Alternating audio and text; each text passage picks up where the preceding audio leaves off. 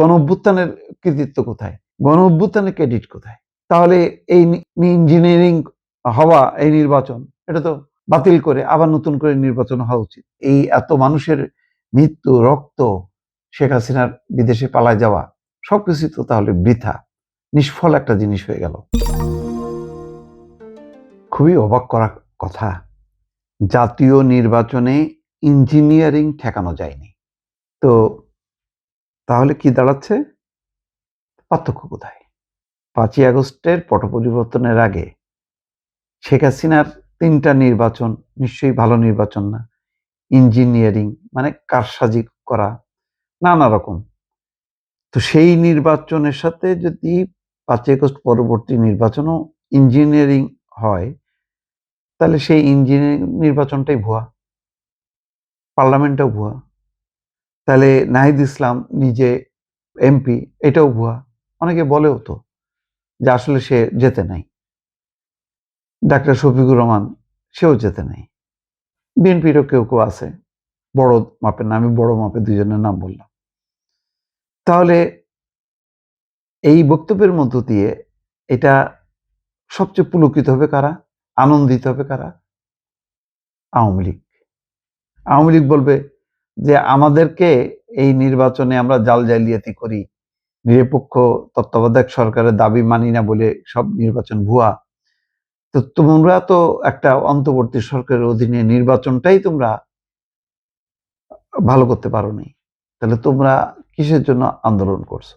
তাহলে আমাদের বিরুদ্ধে কেন গণঅভ্যুত্থান ঘটলো? এই প্রশ্নটা তো আসবে।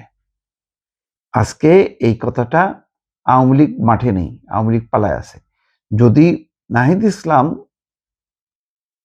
এই বক্তব্যটা যদি সঠিক হয়ে থাকে, তাহলে আজকে ক্ষমতাচ্যুত আওয়ামী লীগ যদি বাংলাদেশে রাজনীতি করতে পারত, তাহলে সমস্ত মিডিয়াতে আমরা কি শুনতাম? শুনতাম যে কোনো পার্থক্য নেই, আমাদের বিরুদ্ধে ইঞ্জিনিয়ারিং এর কথা বলছে, এখনো তো সেই ইঞ্জিনিয়ারিং হচ্ছে। তাহলে আমরাও যা, এরাও তাই। মানে তাহলে গণ অভ্যুত্থানের কৃতিত্ব কোথায়? গণ অভ্যুত্থানের ক্রেডিট কোথায়?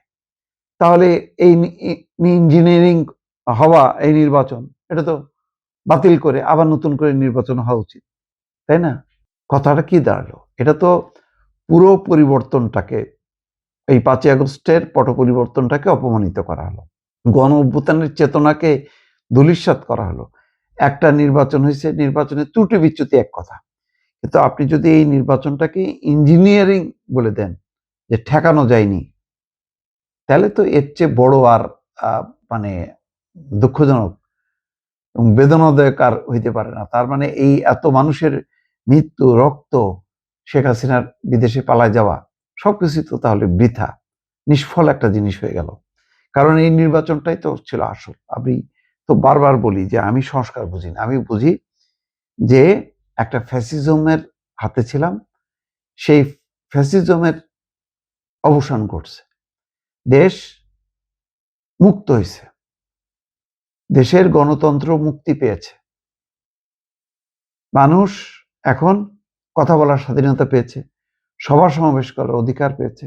মানুষ এখন মানে গণমাধ্যমে বা আমি ব্যক্তিগতভাবে স্বাধীনভাবে কথা বলতে পারি। সরকারের পক্ষে গেল নাকি বিপক্ষে গেল সেটা বড় কথা না। আমি আমার বিবেক দ্বারা তাড়িত হয়ে যেটাকে সঠিক মনে করি সেটা বলতে পারছি। এটাই তো চেয়েছিলাম। এই পরিবর্তনটা কি হয়নি? হয়েছে তো। নির্বাচনে কি আমি ভোট দিতে পারিনি? পারছি। আমি নিজে ভোট দিছি বহু বছর পর। কোন রকম মানে বাধা বিঘ্ন, কোনো জাল জালিয়াতি কেউ বলতে পারবে না। কোথায় ইঞ্জিনিয়ারিং হলো, কিভাবে হলো, এটা তো প্রমাণ করা উচিত। মানে এত বড় কথাটা অনেক বড়, সরকারের সমালোচনা করা আর পুরো নির্বাচন সিস্টেমটাকে আমি জালিয়াতি বানায় ফেললাম, তাহলে তো এই সরকার, এই বিরোধী দল কোনো কিছুই ঠিক থাকলো না। তিনি বৃহস্পতিবার সন্ধ্যায় সিলেটের কানাইঘাট বাজারে এনসিপি দেখেন সমাবেশ তো করছে, শেষ পর্যন্ত সমাবেশ করছে। তাহলে গণতন্ত্র আছে কি নেই তারাই বলুক। হবিগঞ্জের একটা ঘটনা দিয়ে মানে পুরোটা তো বিচার করা ঠিক হবে না। খুবই দুঃখজনক। সরকারের সমালোচনার আমি অনেক, যেমন মানুষ কষ্টে আছে, গ্যাস, সবজির দাম, বিদ্যুতের দাম বাড়ছে, এগুলো নিয়ে সমালোচনা আমিও করি, সমর্থন করা যায়। কিন্তু পুরো নির্বাচনটা ইঞ্জিনিয়ারিং হইছে এবং এখন উনি বলতেছেন কি যে স্থানীয় সরকার নির্বাচনে কোনো ধরনের কারচুপি, কোনো ধরনের লাঠিয়াল বাহিনী, কোনো ধরনের সন্ত্রাসীদের জায়গা করতে দেওয়া হবে না।